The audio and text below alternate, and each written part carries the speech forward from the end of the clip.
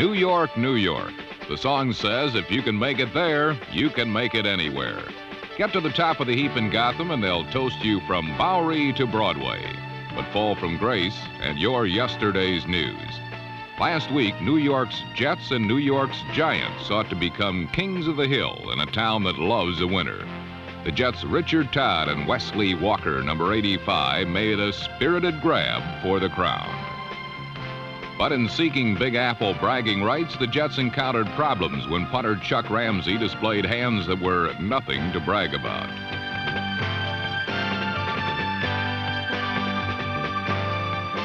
For the second straight week, the Giants' special teams produced a touchdown as number 28, Beasley Reese, recovered Ramsey's miscue in the end zone. But when the Giants attempted to mount an offense, Phil Simms was frustrated by a Jets pass rush known as the New York Sack Exchange. This unit accounted for 9 sacks. If the Stock Exchange was as healthy as the Sack Exchange, the recession would come to an abrupt end. Especially healthy was number 73, Joe Klecko, who made short work of Simms' pass protection.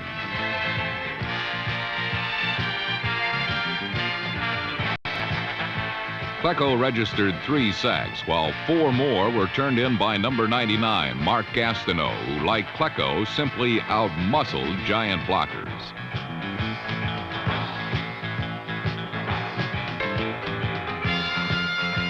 While the Jets' pass rush pummeled Simms, the knockout punch was delivered by defensive back Darrell Ray, number 28.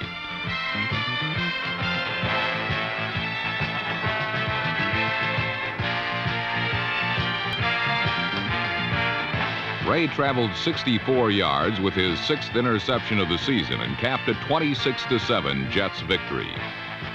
While the Jets became the toast of New York, New York, the Houston Oilers were seeking control of a different kind of territory, the tightly bunched AFC Central Division.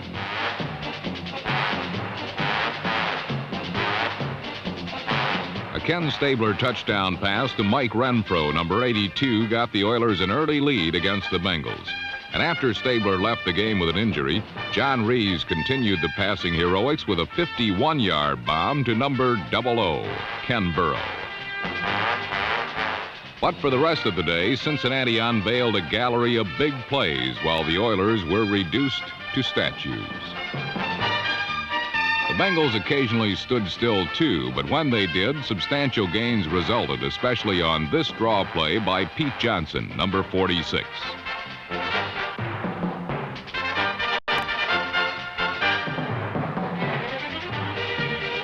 Johnson rushed for 100 yards and a touchdown, while Ken Anderson threw for 3 scores in Cincinnati's 34-21 win.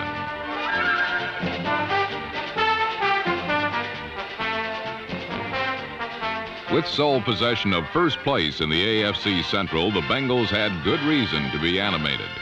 In Southern California, however, matters are approached in a more laid-back fashion. Welcome to mellow San Diego, where the citizens get their heads straight with yoga, hot tubs, and the like. But San Diego's Chargers can strike like lightning, and number 79, Gary Johnson, was particularly quick in disrupting the plans of Kansas City. The Chiefs were stalled by 5 fumbles, and while the Chargers were also plagued by sloppy ball handling, the aerial mastery of Dan Fouts gave them an edge.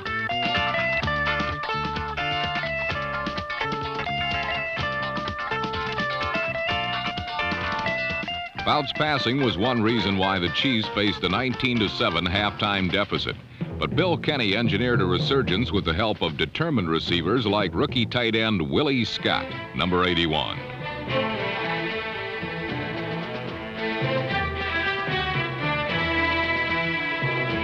In the second half, Kenny passed for 1 score and set up 2 field goals. The Chiefs assumed a 20-19 lead as their receivers demonstrated some novel methods of advancing the ball.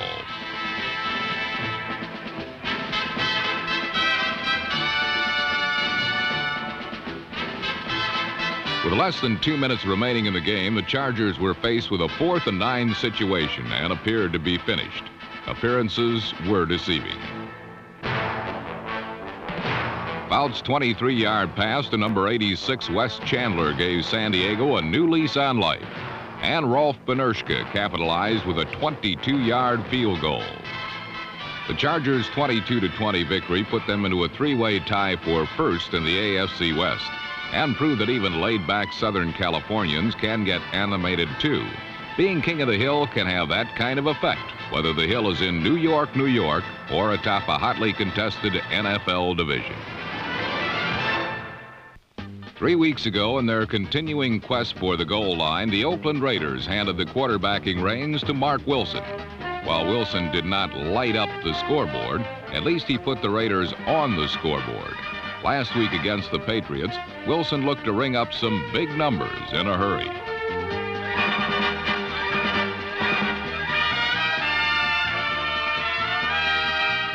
This 80-yard touchdown to Cliff Branch on the game's first play was nullified by a penalty. Thus reprieved, the Patriots, with the help of this touchdown by Don Hasselbeck, number 80, rebounded to take a 17-13 fourth quarter lead. The Raiders had not scored a touchdown in the second half since the third game of the season. But Wilson finally broke the spell when he hit Branch for the go-ahead score with 8 minutes remaining.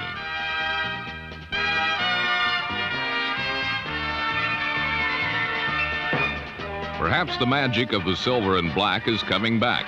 When Willie Jones, number 90, scored the clinching touchdown on a fumble recovery, the Raiders had a 27-17 win, their second in 3 weeks. The Patriots, on the other hand, are battling the Baltimore Colts for last place in the AFC East.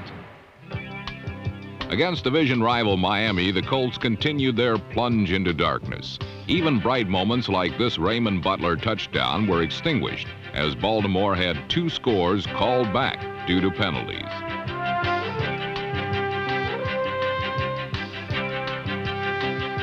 Burt Jones's powerful right arm cannot do it by itself.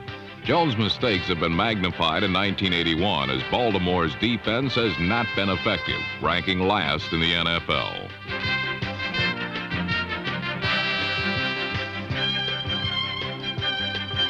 The Colts were easy pickings for Miami quarterback David Woodley, who could almost afford to lay down on the job and still get it done. Woodley ran for 1 score and threw for 2 others as the Dolphins remained in first place in the AFC East, giving Baltimore its 8th straight loss, 27-10. 2 up-and-down teams met last week in Washington, and the Redskins used a potent offense to avenge an early season loss to the St. Louis Cardinals.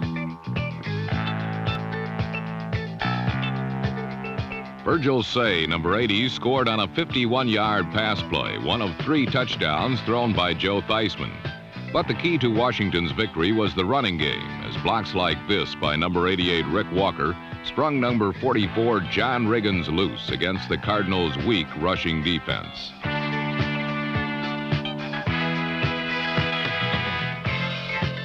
Art Monk's second touchdown catch of the game helped wrap up a convincing 42-21 Redskins win.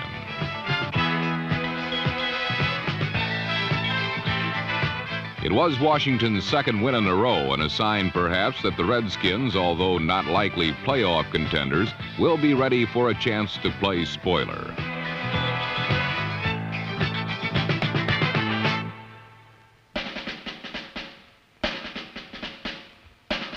Brian Sipe was cool, calm, and collected when he entered Buffalo's Rich Stadium last Sunday.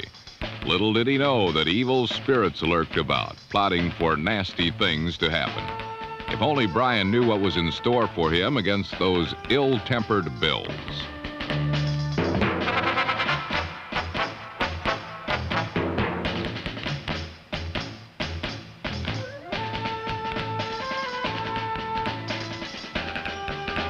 Sipe went down twice, but each time he came back.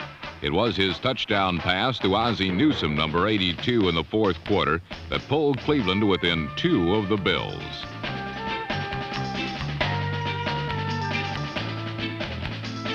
Sipe's courage was merely a page in this NFL story. A whole chapter belonged to Bills running back Joe Cribbs. Cribbs number 20 rushed for 85 yards and caught 5 passes for 163 yards and 3 touchdowns. About the only thing that stopped him all day was the wall in the corner of the end zone.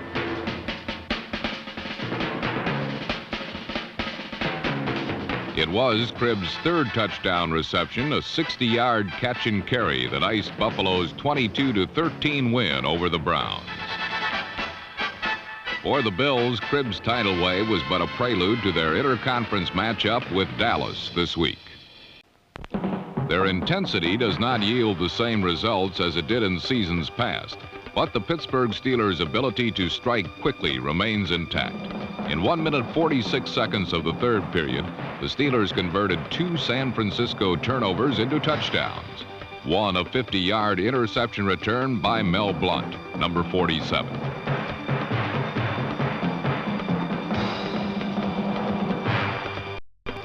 Following a second interception, a Terry Bradshaw to Jim Smith connection put Pittsburgh up by 14-10, a lead they held into the 4th period. But it was 6 Pittsburgh turnovers that did the Steelers in.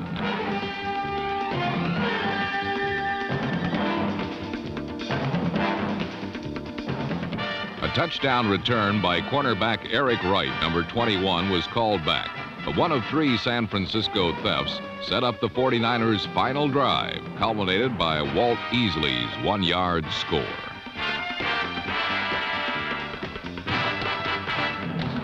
The 17-14 win was the Niners' 6th straight and ensured them sole possession of first place in the NFC West. First place in the NFC East belonged to Philadelphia, but last Sunday the Eagles were forced to share the top spot with the Dallas Cowboys. The pattern of this rivalry was familiar. The Eagles took a 14-3 lead into the last period with the longest touchdown reception in Harold Carmichael's career. Good for 85 yards.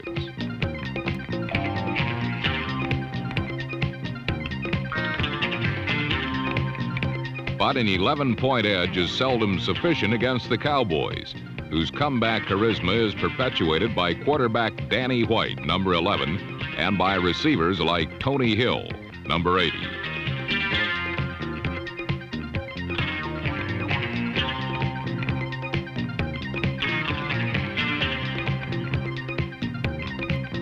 Danny White, the coolest head in Veterans Stadium, bailed out of a busted play and eased 6 points into the hands of Doug Cosby, number 84, to cut the Eagle lead to 4.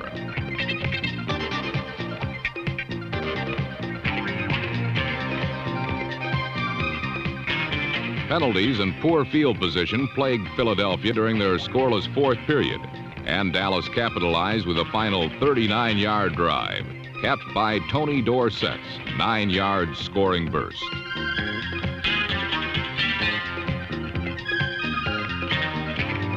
The Eagles had more than 5 minutes to win or tie. They did neither. Dorsett's touchdown held up when Tony Franklin hooked a 34-yard field goal attempt with less than 2 minutes to play.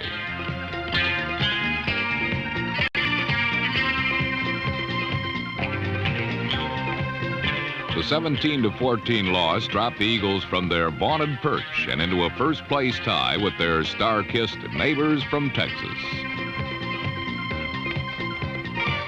One star-kissed individual was among the NFL's leading runners, but for George Rogers, the sky fell in against a group of gang tacklers from Atlanta.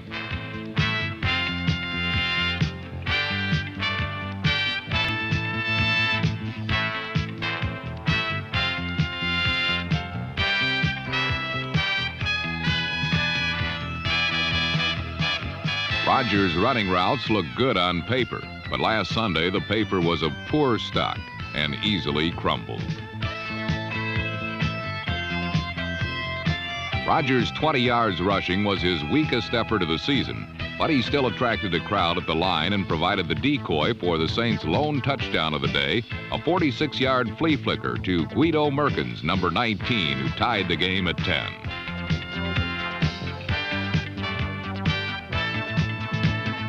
Perkins' big effort couldn't compare to that of a big league small fry named Alfred Jenkins, number 84, who went to work on the Saints and the Atlanta record book.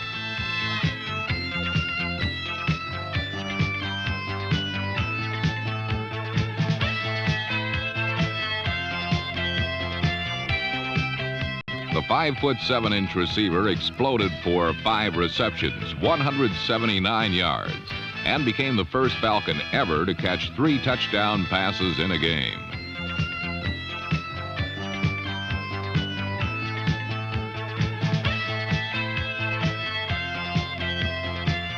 The Falcons, who lost 3 of their last 4 games by a total of 8 points, upped their record to 5-4 with a 41-10 win. Still 2 games behind their next opponents and division rivals, the upstart 49ers. It's been said that football is 1/2 skill and 1/2 spirit. Motivating players has become a serious yet unusual team practice, ranging from the Rams' hard-headed tactics to the tender, loving care doled out by the Lions.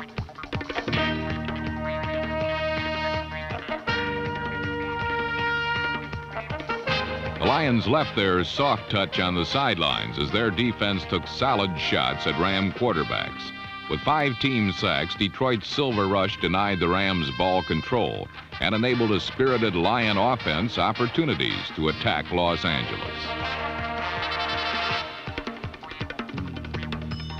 This screen pass to Horace King was the longest of just 7 Lion completions for the day. Yet quarterback Eric Hipple has proven that he is more timely than pass efficient. After accounting for 9 touchdowns in his last 2 games, Hipple has demonstrated an uncanny knack for finding the end zone, as he did with number 81, David Hill.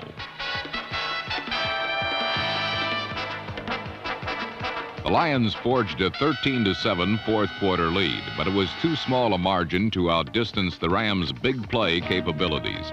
L.A. gained nearly half of their total yardage on 2 plays, a 64-yard pass to wide receiver Preston Denard and a 69-yard up-the-gut sprint by running back Wendell Tyler.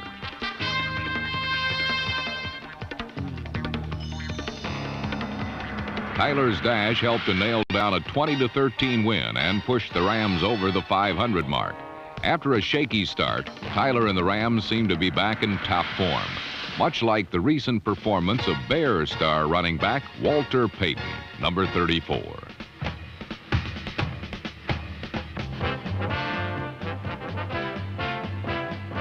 After gaining his first 100-yard game of the season a week earlier, Payton gained 95 more by going around, through, and over the Tampa Bay defense. Despite suffering from injuries, Payton proved to be a one-man show as he was involved with 33 different plays and scored the Bears' lone touchdown. However, he was unable to single-handedly offset the quick striking power of Buccaneer quarterback Doug Williams.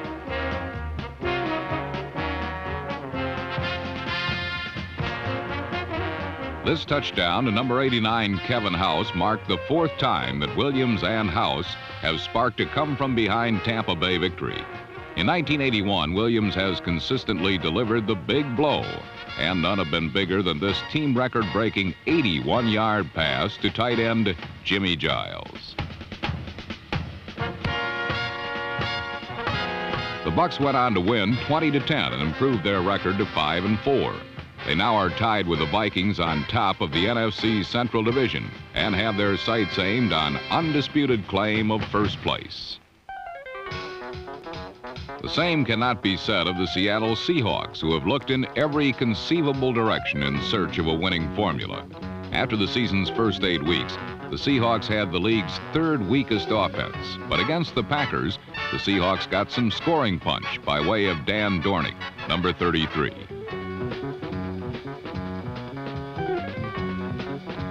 Twice Dornick came out of the backfield to put the Seahawks on the board, but his efforts were countered by Packer reserve quarterback David Whitehurst, who completed 61% of his passes and appeared flawless near the goal line.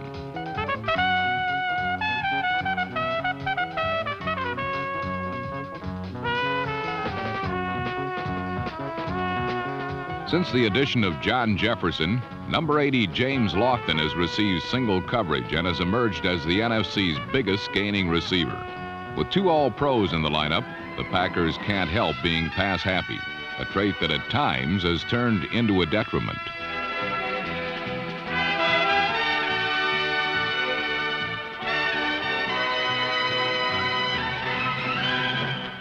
Safety John Harris's touchdown return was one of 3 plays that pushed the Seahawks into the lead. But despite this breakdown in the Packer passing game, Green Bay once again targeted its hottest receiver.